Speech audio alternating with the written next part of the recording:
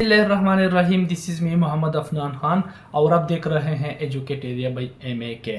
आज इस वीडियो में हम MD कैट को क्वालिफाई करने के लिए एक फार्मूला आपको बताते हैं। फार्मूला का नाम है CPR।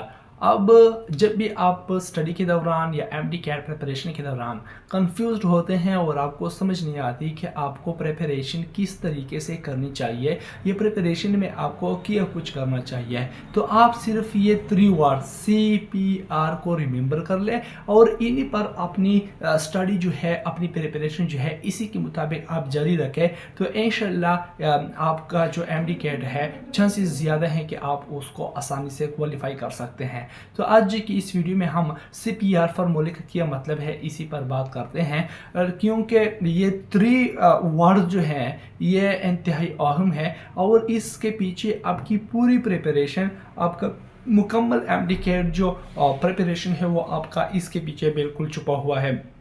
तो CPR का मतलब क्या है? CPR में जो सबसे पहला वर्ड है वो C का मतलब है क्लैरिफिकेशन ऑफ योर कॉन्सेप्ट्स, यानी कॉन्सेप्ट क्लैरिफिकेशन जो है वो इंतहाई ज़रूरी है MD कैट के लिए। आपके जो अपने टेक्स्ट बुक्स हैं और जो आपका सिलेबस कंटेंट है, उन सिलेबस कंटेंट में जो कुछ भी आता है, उन सारे चैप्टर्स का, उन सारे पैराग्राफ्स का, उन सारे लाइंस का, टेबल्स का, जो कुछ आपको के सिलेबस में इंक्लूडेड है, हर एक पॉइंट पर आपका जो कंसेप्ट है वो बिल्कुल क्रिस्टल क्लियर होना चाहिए।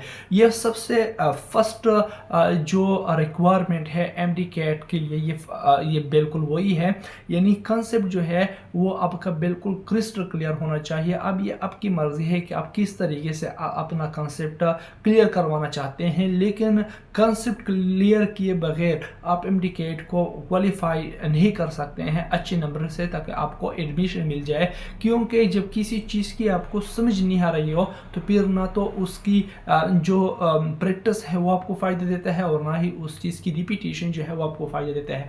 लिहाजा जो पहली और ज़रूरी चीज़ है वो ये है कि आपका कंसेप्ट बिल्कुल क्रिस्टल क्लियर होना चाहिए, जो कंटेंट है आपके सिलेबस में, आपके अपने टेक्स्ट बुक्स में।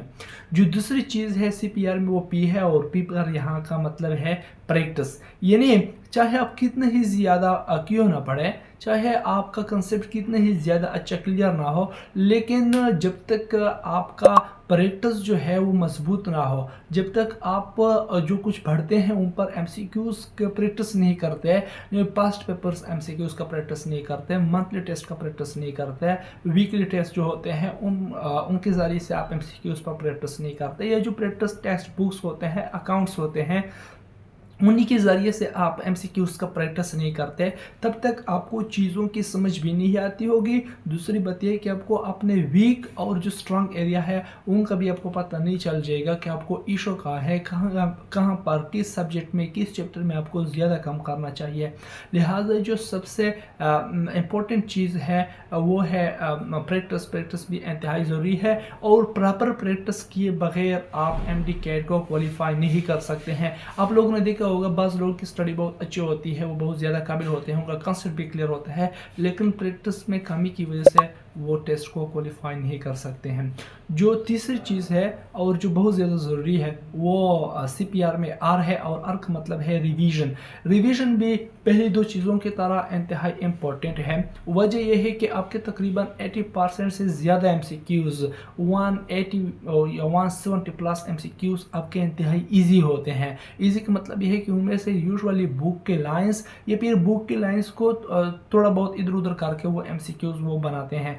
तो इन्हीं MCQs को हल करने के लिए आपको बार बार प्रैक्टिस की ज़रूरत होती है, ताकि वो चीज़ें आपके माइंड में रिटेन हो चुकी हो। वजह यह है कि मिसाल के तौर पर किसी चीज़ पर आपका जो कंसेप्ट है वो भी क्लियर है, आपने उस पर प्रैक्टिस करके आसानी से हल भी किए हैं, लेकिन वो चीज़ें रट जैसी होती हैं, वो इंसान वो भूल जाता है। मिसाल के तौर पर प्राइमरी सवाल है, सेकेंडरी सवाल है, अब इसकी तरतीब आउटर से इनर साइड है प्राइमरी, ये इनर से आउटर साइड है, ये एक रटा टाइप है और इंसान यूजुअली इन चीज़ों को भूल जाता है। लिहाजा रिवीजन जो है वो इसलिए ज़रूरी है ताकि जो चीज़ें आप पढ़ते हैं बार बार वो आपके माइंड में रिटेन हो जाए।